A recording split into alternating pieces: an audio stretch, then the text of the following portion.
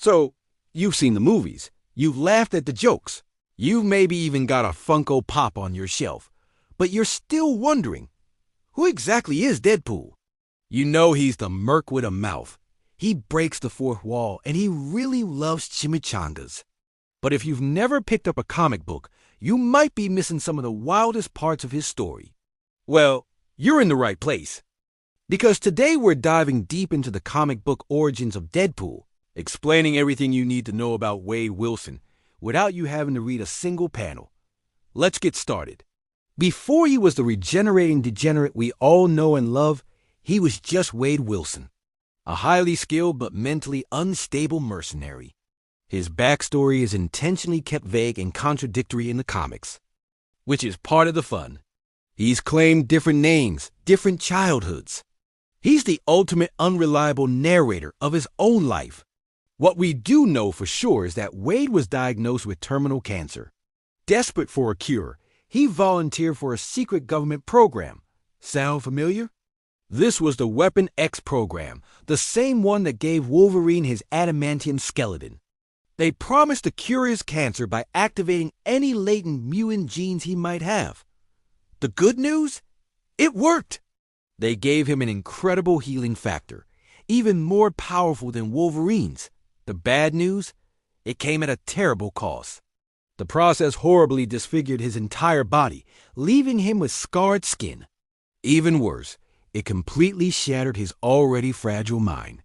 The constant regeneration of his brain cells makes him unpredictable, wildly insane, and as a side effect, immune to telepathy.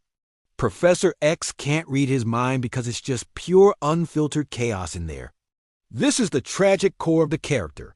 He got the power to live forever, but it drove him completely mad. After escaping the Weapon X facility, he adopted the name Deadpool. The name comes from a dead pool that the guards and other failed experiments at the facility ran, betting on which subject would be the next to die.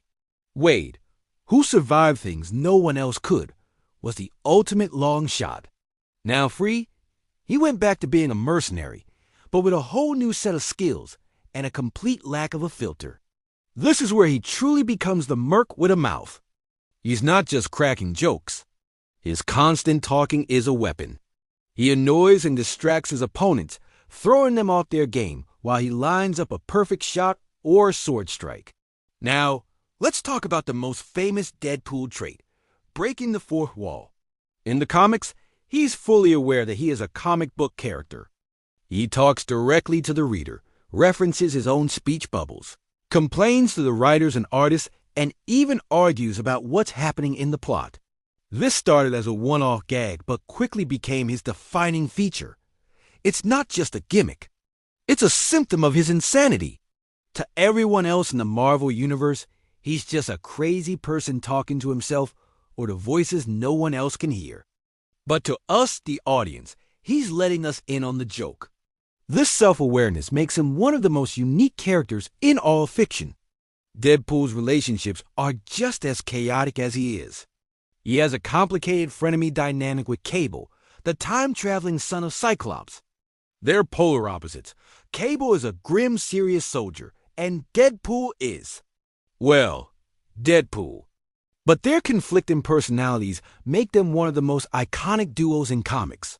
Their series, Cable and Deadpool, is a fan favorite for a reason. Then there's his love life. While the movies focus on his relationship with Vanessa, in the comics, his most significant romance is with Death herself. Yes, the actual cosmic entity, Lady Death. Both Deadpool and Thanos are in love with her, which is the source of their intense rivalry. Thanos, jealous of Deadpool's ability to constantly cheat Death and be with her, once cursing him with eternal life so he could never truly die and join her.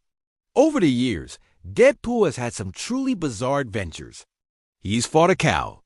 He's become a herald of Galactus, the devourer of worlds, where he goes on a fourth wall breaking rampage and eliminates every single hero and villain.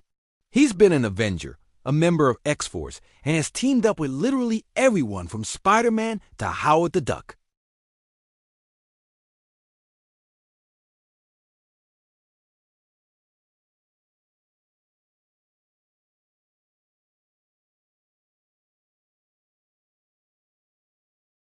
His healing factor is so advanced that he can regrow his entire body from just a single drop of blood. He's been decapitated, blown to pieces, and incinerated, and he always comes back. This makes him functionally immortal. He also has superhuman strength, speed, and agility, and he's a master of practically every weapon known to man. Combine that with his unpredictable fighting style and his ability to break the rules of his own universe, and you have one of the most formidable and entertaining characters out there. So, while the movies did an amazing job bringing the character to life, there's a whole universe of insanity in the comics that's worth knowing about. He's not just a funny guy in a red suit. He's a tragic figure, a master mercenary, a fourth wall breaking meta-commentator, and a romantic rival to the Mad Titan himself. He is a character who knows he isn't a story and has decided to have as much fun with it as possible. From his twisted origin to his cosmic love affair with death, Deadpool is so much more than what you see on screen. And there you have it, a crash course on the comic book history of Deadpool. Hopefully, this gives you a whole new appreciation for Wade Wilson the next time you see him on screen. What's your favorite weird Deadpool fact from the comics? Let me know down in the comments. Thanks for watching, and if you enjoyed this deep dive, make sure to hit that like button and subscribe for more content. See you next time.